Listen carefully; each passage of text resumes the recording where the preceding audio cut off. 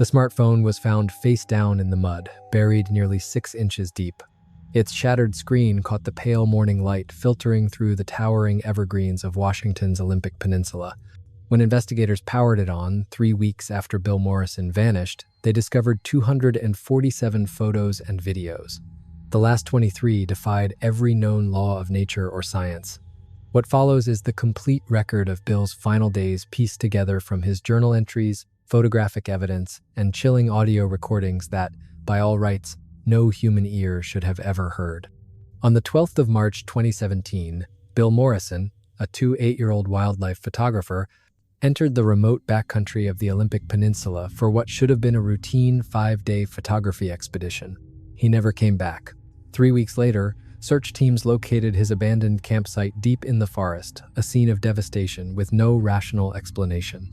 Among the wreckage lay his smartphone, his cameras, and a weathered journal that chronicled his last days' documents that challenge everything we thought we knew about what lurks in America's darkest wilderness.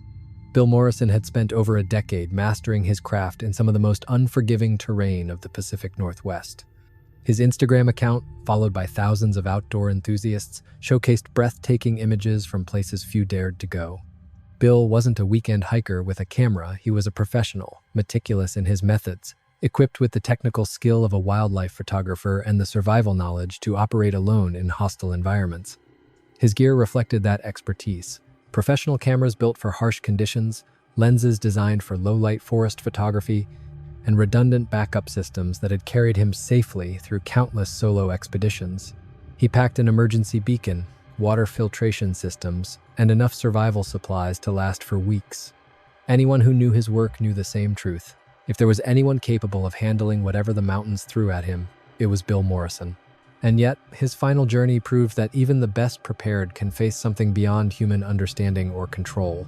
Bill's photography revealed a man drawn to the edge of the unknown, the liminal spaces where civilization fades and primal wilderness begins.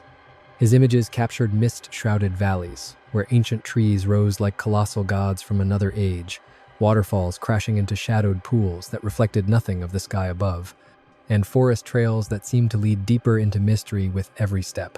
That fascination with the unknown ultimately drew him to the Skookcomish Triangle. The region has claimed countless lives over the past century, adding Bill's name to a growing list of the missing. The Olympic Peninsula has hidden dark secrets for centuries, its vast wilderness holding mysteries that stretch far beyond human memory. The particular section Bill chose is infamous. Locals call it the Skookcomish Triangle, 40 square miles of virgin forest where compasses spin wildly, GPS devices fail without explanation, and even veteran guides lose their way. Native legends speak of the Sills, towering, hair-covered beings said to dwell in the deepest parts of the woods. But these weren't the benign giants of modern cryptozoology. The tribal stories describe them as something far older, far more complex, and infinitely more dangerous. They were said to possess intelligence equal to or greater than humans, with their own social structures, territories, and ancient grudges against those who trespassed into their domain. Reports of strange encounters in this area go back to the 1,890 seconds, when logging crews told of tools vanishing overnight, massive footprints circling their camps, and eerie howls echoing from every direction at once. Workers would arrive to find massive trees toppled during the night with no signs of axes or saws ripped from the earth as if by some unimaginable force. In recent decades, the triangle has been tied to a troubling pattern of disappearances. Experienced hikers vanish from well-marked trails without leaving so much as a broken twig behind. Search parties have stumbled across abandoned campsites deliberately destroyed, personal belongings arranged in bizarre patterns, and enormous tracks leading deeper into the wilderness before vanishing tracks as if their makers had melted into the forest itself. The land here seems designed to swallow secrets. The dense canopy blocks most sunlight, creating an endless twilight where shadows move independently of any light source. Normal rules of the ecosystem seem suspended. Ancient lava tubes, honeycombing the landscape, form an unmapped underground labyrinth, a hidden world beneath the forest floor. Some of the paths were wide enough for trucks to pass, while others twisted for miles through absolute darkness before opening into hidden valleys that don't appear on any official map. In certain areas, the forest was so dense that rescue helicopters couldn't break through the canopy. The The rotors seemed almost to reach out deliberately, snagging on anything that tried to intrude from above. Ground search teams reported that radio contact failed along invisible boundaries, as if the forest itself generated interference that cut off anyone who ventured too deep. It was within this primordial darkness that Bill Morrison disappeared, carrying the cameras that documented his final days and the forces that ended them.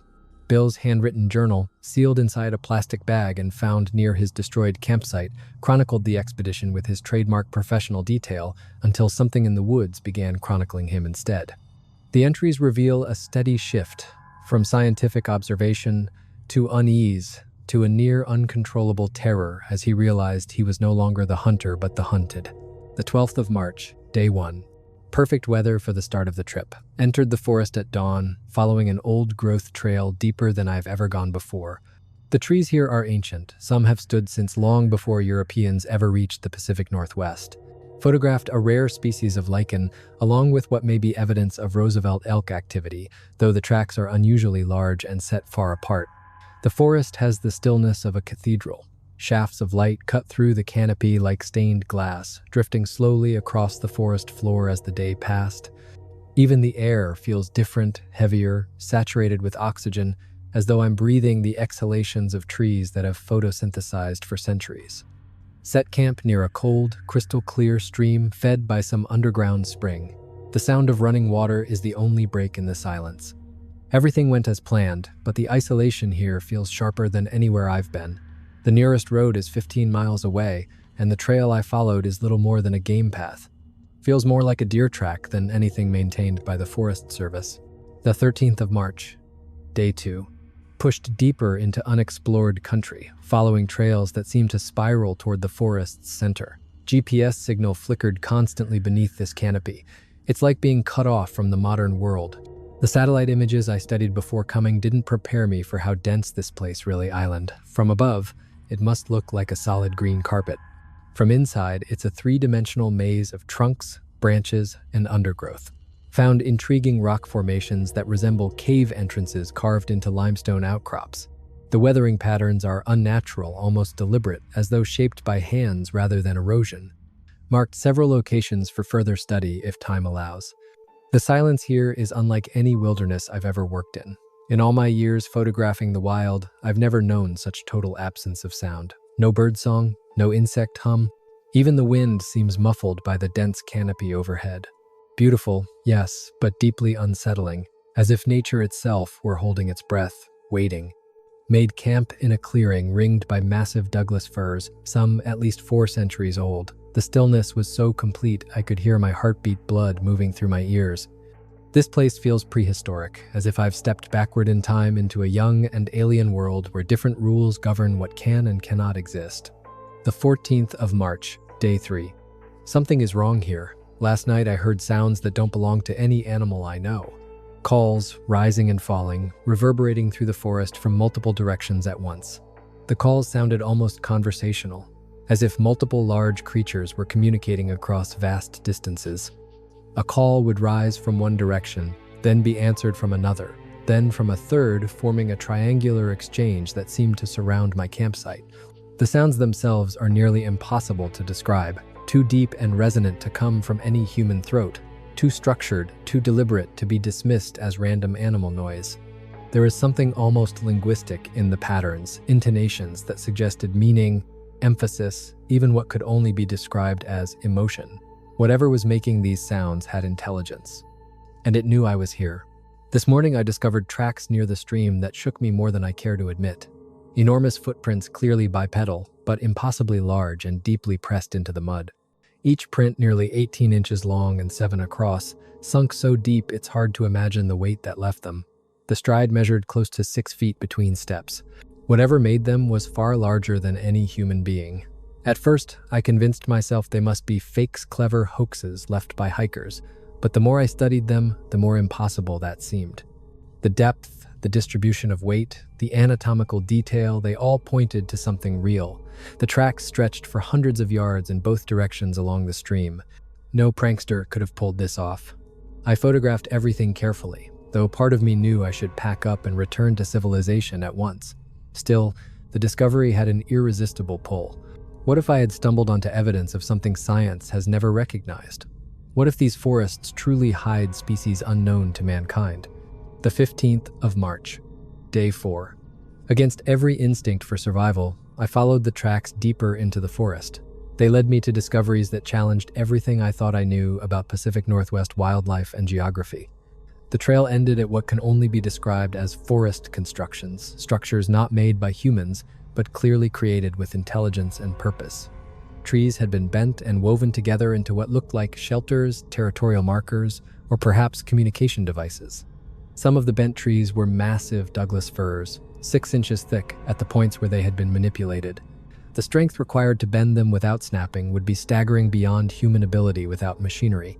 Yet there were no tool marks, no signs of rope or leverage, only raw power applied with uncanny precision. The method resembled no form of human engineering. Instead of cutting or binding, the builders seemed to have shaped living trees as they grew, creating organic structures that blended seamlessly into the forest. Some of the bends where old, healed bark and redirected branches showed that the trees had continued to grow in their new forms for years. The trail of prints brought me to a cluster of caves carved into limestone outcroppings rising from the forest floor like ancient monuments. The caves themselves appeared natural, but the entrances had been widened and reshaped, large enough to accommodate beings far taller than any human. Inside one, I found something I still cannot easily explain. Murals covered nearly every surface of the inner chambers, depictions of interactions between humans and towering, hair-covered bipeds. The artwork spanned centuries, rendered in different styles and varying skill levels, as if generation after generation had contributed to the same story. Some images appeared ancient, painted in earthy pigments, using techniques that predated even the oldest Pacific Northwest traditions.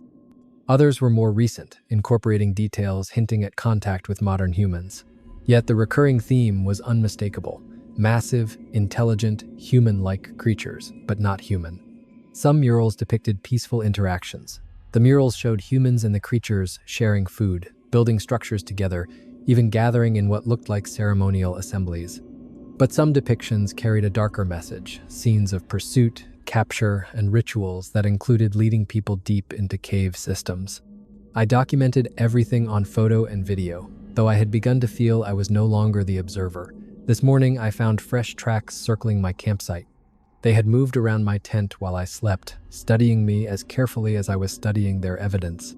The realization that I was being watched was both thrilling and terrifying. The 16th of March, Day 5. The final entry. They know I'm here, and they've decided to make contact. Sometime after midnight, something massive began moving through the forest around my camp. I heard branches snapping under enormous weight, footsteps so heavy they seemed to shake the ground beneath my tent. These weren't random or panicked movements like a frightened animal. They were deliberate, purposeful, calculated. Whatever was out there circled me for over 3 hours, always just beyond the reach of my flashlight beam. Around 2 a.m., the calls began.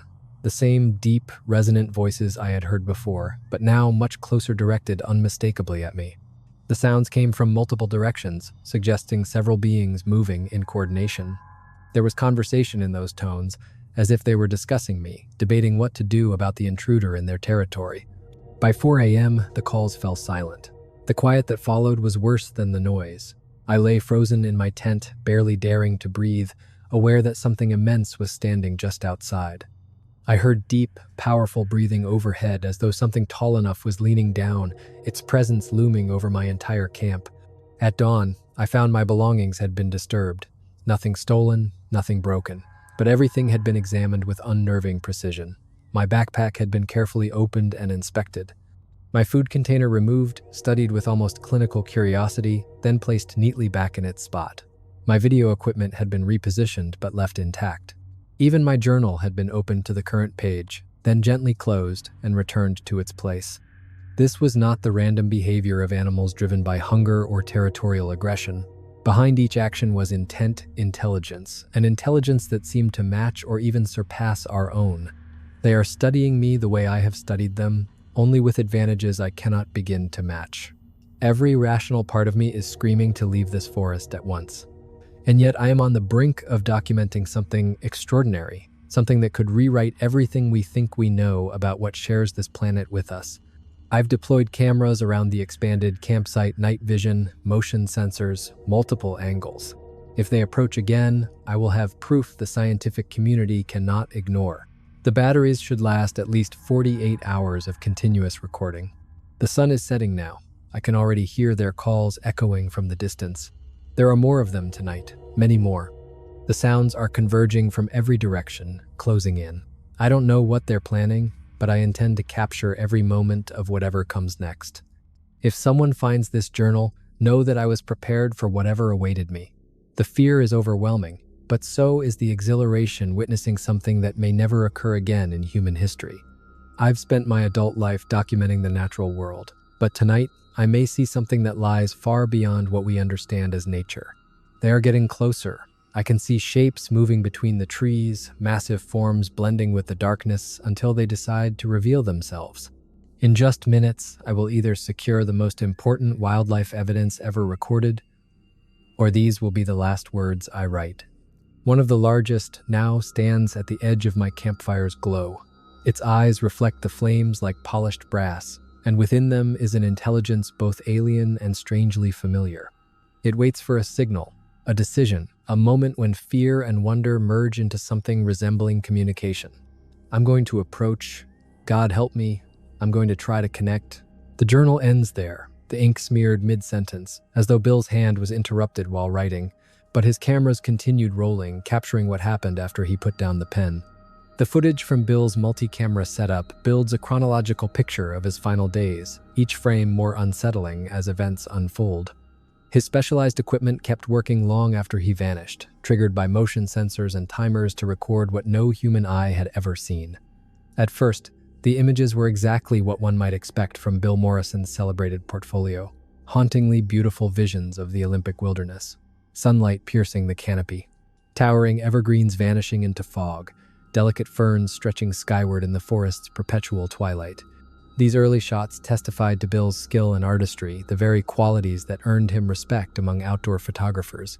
But on closer inspection, even these seemingly innocent landscapes revealed subtle irregularities. In some frames, faint dark figures lingered at the edges, shapes that could be mistaken for shadows or tree trunks, but whose symmetry and proportions suggested something else entirely. The first unmistakable anomaly appeared in what seemed like a routine forest shot. Soaring Douglas firs, sunlight slanting through, a carpet of ancient ferns stretching into the mist. But zooming in revealed a bipedal silhouette, partially concealed by trees in the middle distance. The figure stood motionless, posture suggesting it had been watching Bill for some time before he noticed and raised his camera. Its placement was deliberate, close enough to be captured, but far enough that details remained maddeningly vague. It balanced effortlessly on a steep slope that would have challenged any human, demonstrating immense strength and uncanny familiarity with this hostile terrain. Subsequent images revealed observers growing bolder. One frame captured two massive, dark figures striding upright along a game trail, their movements marked by an unnerving fluidity. Their gait was alien, swaying, yet purposeful, nothing like the motion of human legs. Their proportions were terrifying. Far too tall, torsos broad and barrel-like, shoulders spanning nearly twice the human norm. Their arms hung low, swinging almost to the knees, yet moved with a practiced grace that spoke of adaptation honed over generations. The image quality was astonishing. Even in low light, Bill's professional gear captured detail that stripped away any possibility of misidentification. These were not humans. Their bodies were covered in coarse, heavy hair, save for the palms of their hands and glimpses of skin across their faces. Their posture, upright yet forward-leaning, suggested immense power in the shoulders and arms, built for tearing through dense forest with ease. And yet, in their stride, there was a fluidity that felt almost graceful. A perfect marriage of brute strength and evolutionary adaptation to an environment designed to conceal them. As the sequence of images continued, the creatures seemed less concerned with hiding and more intent on openly observing the human intruder in their domain. One photograph captured a massive figure standing at the very edge of Bill's campsite, its sheer bulk dwarfing the surrounding vegetation. Only part of its face was visible in profile, but even that partial glimpse revealed features disturbingly caught between the human and the primitive. Its skull bore a heavy brow ridge and a pronounced jawline, signs of extraordinary physical strength. Yet the position of the eyes and the cranial development, visible even from the side, suggested sharp intelligence, keen, calculating, aware. This being wasn't simply staring into Bill's camp. It was studying him, analyzing his gear, his layout, the risks and opportunities that his intrusion might represent. But it was the final series of photographs that provided the most complete and unsettling record of Bill Morrison's encounter with whatever inhabits the deepest wilderness of the Olympic Peninsula. These frames revealed not a single creature, but a group, a complex gathering. Multiple beings of different sizes and apparent ages assembled around Bill's expanded camp perimeter. The largest figure stood nearly 10 feet tall, its massive frame cloaked in coarse, dark hair that seemed to swallow light rather than reflect it. Its proportions spoke of terrifying power, shoulders broader than any human athlete, arms so long they swung almost to the knees, and a barrel chest suggesting lung capacity adapted for immense exertion. Around it gathered smaller figures, sharing the same anatomy but with variations that hinted at juveniles or sexual dimorphism within the species. Some were nearly as tall as the leader but with more slender builds. Others were clearly much younger body plans identical to the adults, but at a fraction of the size, like adolescents of perhaps 12 or 13 in human years. Most striking of all was the evidence of social structure and communication. The creatures were not milling about randomly. They maintained deliberate spatial relationships, suggesting hierarchy, differentiation, and coordinated behavior. The largest always positioned itself between Bill's camp and the others, serving both as leader and protector. Several photographs captured unmistakable moments of communication. Postures, gestures, and relative positioning displayed a kind of signaling one would expect only from higher intelligence. These were not simple animals driven by instinct. They were thinkers capable of planning, of discussing, of coordinating action. Perhaps most disturbing was their familiarity with human behavior and technology. Rather than displaying fear or confusion at Bill's cameras and equipment, they showed curiosity and, worse, apparent comprehension. One image showed the largest figure reaching toward one of Bill's motion-triggered cameras. The enormous hand was captured in shocking clarity, extending toward the device with a level of awareness that suggested it understood both its purpose and function. The hand itself was a nightmare of evolutionary impossibility. Built on the same basic structure as a human hand, it had been magnified and reshaped for terrifying power. Fingers proportionally longer than human digits, supported by thicker musculature and reinforced joints. The palm was calloused, worn into a leathery toughness by a lifetime of gripping branches and stone with a force that could shatter human bone. Other frames demonstrated their astonishing adaptability to the forest environment. The creatures moved through dense undergrowth in total silence, their massive bodies gliding past obstacles as effortlessly as water around stone. They climbed giant trees with shocking ease, ascending trunks wider than barrels in seconds, their bulk seemingly weightless. And they moved across the canopy at heights of 30 or 40 feet as comfortably as if they were walking on the forest floor. One particularly sharp image captured a mid-sized figure, possibly a female, or perhaps a fully grown male of slighter build dangling horizontally across a thick branch only 30 feet from Bill's camp. The creature watched the human activity below with unmistakable intelligence. Its vantage point was perfectly chosen, an unobstructed view of the campsite while remaining hidden from the ground. The strength required to hold such a position for long stretches must have been staggering, and yet the creature appeared relaxed, almost comfortable, as though this was second nature. The last photographs in the sequence were taken not by Bill's motion cameras, but by his handheld device, showing a completely different perspective. Low-angled shots revealed Bill no longer standing steady as he pressed the shutter. These final frames captured the creature's approach, towering shapes looming overhead, backlit by the dawn bleeding through the canopy. The last clear image showed the face of the largest figure in astonishing detail, taken from no more than 6 feet away. Its features spoke of intelligence. Deep-set eyes glimmered with awareness and something hauntingly close to compassion. The broad nose was clearly adapted for parsing the forest's complex scents. The mouth suggested both crushing bite strength and the ability to produce complex vocalizations. But it was the eyes that lingered, eyes that were at once alien and familiar, ancient and intimate. There was no malice in that gaze, but there was no uncertainty about the outcome of this encounter. The expression seemed almost regretful, as if it understood Bill's fear, yet also recognized that events had gone too far to be undone. The final image, blurred by motion and overexposed, captured enormous hands reaching toward the lens. Moments later, the camera's memory card reached capacity, cutting off Bill Morrison's record of his encounter with the unknown inhabitants of the Olympic Peninsula. When investigators traced the GPS data embedded in Bill's photos, they located the limestone cave systems described in his journal.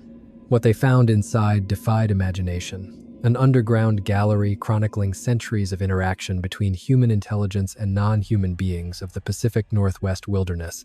The cave network stretched far beyond what Bill had originally explored. Narrow crawl spaces opened into vast cathedral-like chambers, limestone walls smoothed by millennia of flowing water. These surfaces had become canvases, every inch covered in artwork. The murals depicted a living relationship, humans and towering, fur-covered bipeds sharing the same wilderness. The artistic techniques varied widely, suggesting that countless hands across different eras had contributed to this ongoing record. The oldest images, deep in the farthest chambers, displayed the most primitive style but the most detailed anatomical knowledge. Rendered in earthy pigments ground from minerals and plants, the figures revealed musculature, posture, even facial expression with startling accuracy. These earliest works focused on the creatures themselves, showing them gathering food, tending to their young, and shaping the arboreal structures Bill had seen in the forest. The anatomical detail made it clear that the artists had studied their subjects closely, over long spans of time. One chamber appeared to be a catalog of social hierarchy. The largest figures were consistently depicted in protective or leadership roles, while smaller ones were shown engaged in various tasks, suggesting specialized functions within the community. Some seemed to represent foragers, others builders. The roles were distinct, but woven into a greater whole. Other figures appeared responsible for building and maintaining the forest structures, while some seemed to serve as scouts or sentinels. The most striking murals, however, revealed extraordinary intelligence and problem-solving ability. Certain images depicted the beings using tools, not crude sticks or stones, but carefully fashioned implements designed for specific purposes. One mural showed a creature manipulating what looked like a lever system to move massive boulders, while another depicted the construction of complex shelters that required knowledge of structural engineering principles. The Middle-era artwork revealed the first depictions of direct human-creature interaction. These scenes recorded what appeared to be initial encounters, ranging from cautious observation to active cooperation. Some showed humans and the beings working side by side on building projects, sharing food, even engaging in what could only be interpreted as trade. In several murals, humans were being taught. Larger creatures appeared to demonstrate survival skills, showing people how to find food, build shelters, and navigate the wilderness. The humans depicted here were clearly not modern. Their technology and clothing suggested pre-civilization Pacific Northwest cultures long before European contact. But not all the depictions were harmonious. In darker chambers, the murals shifted to conflict and predation. Some showed humans fleeing from pursuing creatures, while others illustrated captures men and women being dragged deeper into the forest. These scenes were painted with visceral intensity, as though the artists themselves had witnessed or participated in the events. Most disturbing were the ritualistic depictions. One chamber devoted entirely to human figures in various states of distress, surrounded by groups of creatures arranged in ceremonial formation. The precise meaning remains unclear, but the images suggested that the relationship between the two species was not merely cooperative, it could also be dangerous, even predatory. The most recent additions to the gallery showed unmistakable contact with the modern world. These murals were painted with what appeared to be commercial pigments, their subjects rendered in contemporary detail. Humans were shown with backpacks, cameras, GPS units, and other recognizable gear.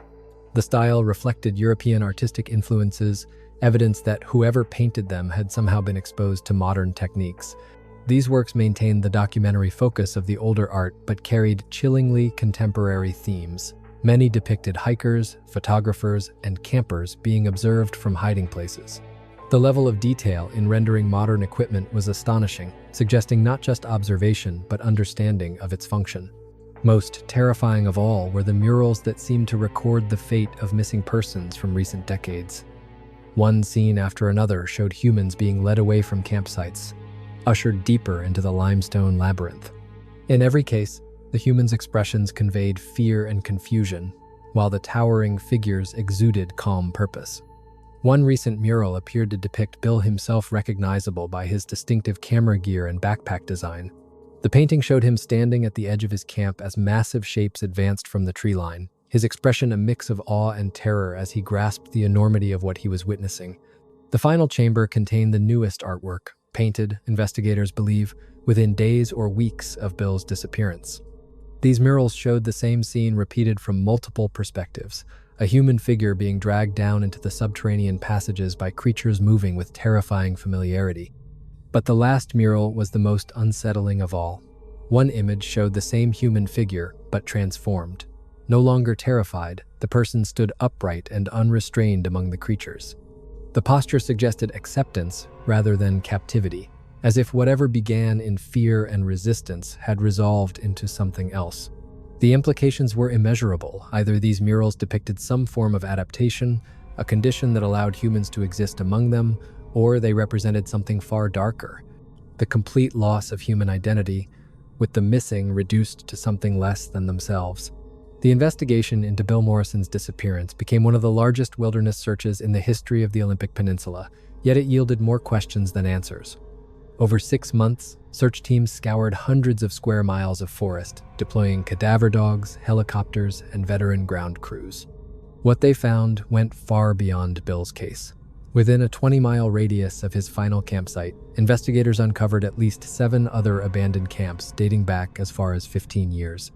Each bore the same hallmarks: systematically dismantled equipment, personal belongings arranged in bizarre geometric patterns, and the same massive footprints leading deeper into the wilderness. When tracking dogs were brought to follow Bill's scent, their handlers witnessed behavior they had never seen in decades of search and rescue work. The animals followed the human trail to the edge of Bill's camp, then refused to go further. Some became visibly distressed, whining, backing away, even trembling, as if they sensed a predator their handlers could not perceive. Most seasoned trackers eventually refused to follow the creature's trail past a certain point. The footprints themselves led into terrain no human could reasonably traverse, up sheer cliffs requiring climbing gear, through dense thickets of thorn so brutal they could shred skin and clothing, and into deep limestone caves with no visible exits. Search crews equipped with caving gear attempted to explore some of these passages, but quickly discovered the system stretched far beyond the limits of safe access. Radios failed within just a few hundred feet underground.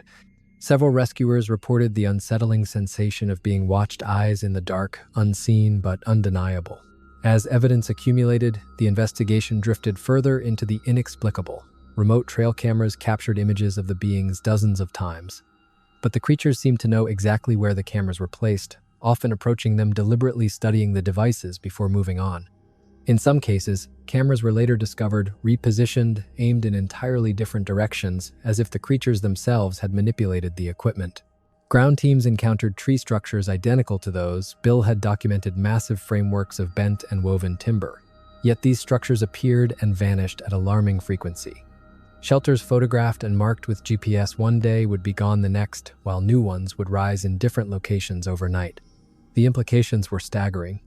Either the creatures were actively managing their territorial markers in response to human intrusion, or they possessed the ability to construct and dismantle monumental wooden structures with unimaginable speed. The evidence for intelligence grew more undeniable with each passing week.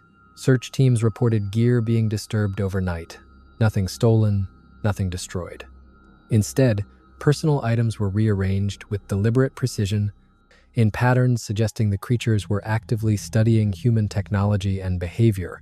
Most troubling were the signs that these beings were not only aware of the search efforts, but were actively monitoring and perhaps even manipulating them. Teams would arrive at predetermined coordinates only to find obvious clues erased or concealed, while entirely new evidence appeared in areas that had already been thoroughly searched the day before. The pattern suggested that the creatures responsible for Bill's disappearance understood human search protocols and stayed systematically one step ahead. Some search team members quietly reported encounters they were hesitant to describe officially. These included fleeting glimpses of towering, fur-covered figures watching the search from distant ridges or tree lines. The beings never approached close enough for detail, but their presence was unmistakable to those who saw them. What made these encounters so unsettling was the apparent intelligence behind the behavior. The creatures positioned themselves to monitor human activity while maintaining a safe distance, displaying tactical awareness and a clear understanding of human limitations. After 6 months, the official search was suspended, as conventional rescue techniques proved inadequate for the terrain and the circumstances. The final report listed Bill Morrison as missing under unknown conditions, though investigators privately admitted the evidence pointed to the involvement of an animal, albeit of a kind no precedent exists for in the documented wildlife record. Unofficially, the search uncovered evidence of a hidden ecosystem operating alongside the known fauna of the Olympic Peninsula. Massive footprints suggested a breeding population of an unrecognized primate species that somehow evaded scientific detection. The sophistication of their tool use and construction methods indicated a level of intelligence that challenged humanity's supposed uniqueness in the natural world.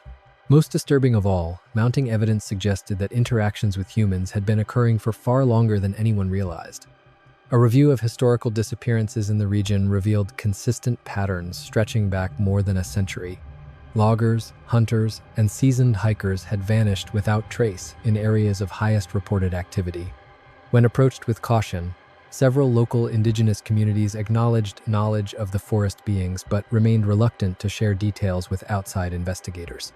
Their oral traditions spoke of rituals for safe communication with the people of the woods, sacred knowledge withheld from those without cultural context or proper preparation.